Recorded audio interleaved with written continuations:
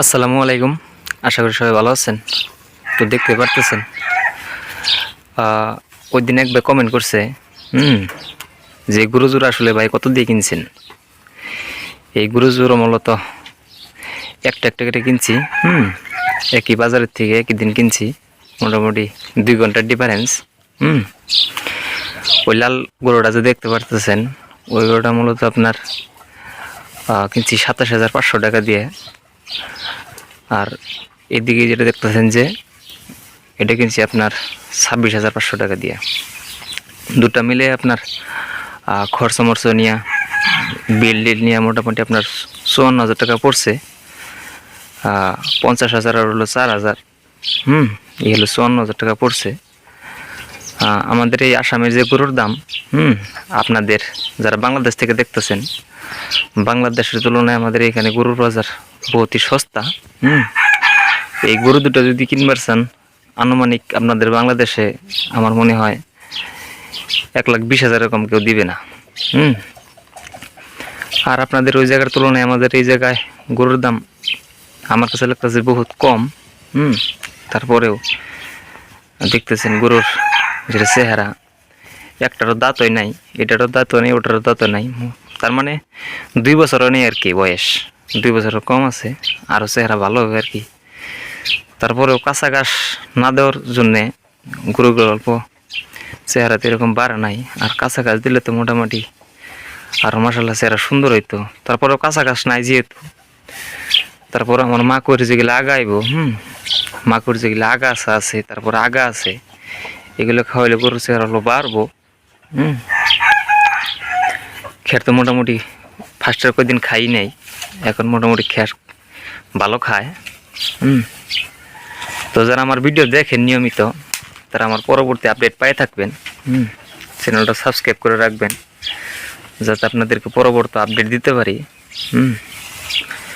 আর আমার দুইটার পাশাপাশি এই গরুটা কিনে মোটামুটি আমার কাছে অল্প ভালো লাগছে। কেউর জন্য জানেন, এই গরুটা হাতে পায়ে অল্প লম্বা আছে, শরীরে অল্প মাংস আছে, যার জন্য এই গরুটা ফট করে শরীরের চেহারা ভালো হবো। এটাও পাশাপাশি ভালো হবো, তথাপি ওইটা গরুটা অল্প খাটা জাত। এর পর সময় লাগবো। আপনারা কমেন্ট করে বলবেন আসলে কেমন হয়েছে। আমার ভুট্টার পাতা মোটামুটি ফুলে গেছে গা। আর 1 মাস তারপরেই মাকুই বাড়তে যাবো গা।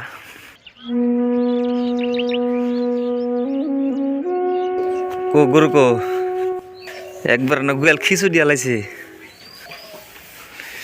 খুব খাইতেছে দিহি পাগলাই না, খুব খাইতেছে দিহি। যে গরুর বাজার একটু বেশি বেশি না বড় হ্যান।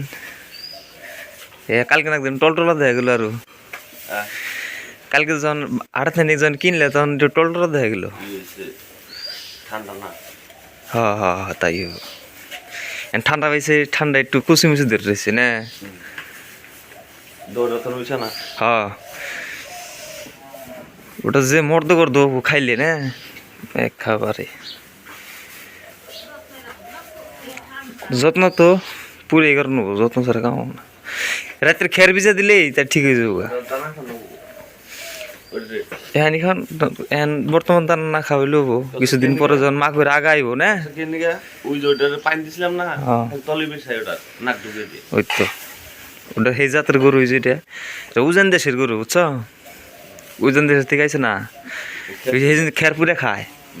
উজান দেশের গরু কাঁচা ঘাস ফট করে খাবো না তো, পায় না, যে পায় না দেখে খায়। তো বাংলাদেশ থেকে যারা দেখতেছেন, আপনাদের তুলনায় আসলে দেখেন আমাদের আসামের গরুর বাজার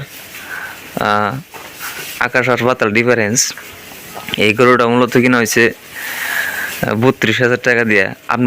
আপনাদের ওই জায়গার থেকে যদি এই গরুটা কিনবার চান, মিনিমাম 70-80,000 টাকা দিয়ে কিনা লাগবো। তো তফাৎ টিকাই আর কি। আপনাদেরকে তো আগে দেখাইছি আসলে গরুর দাম আমাদের এখানে কিরকম।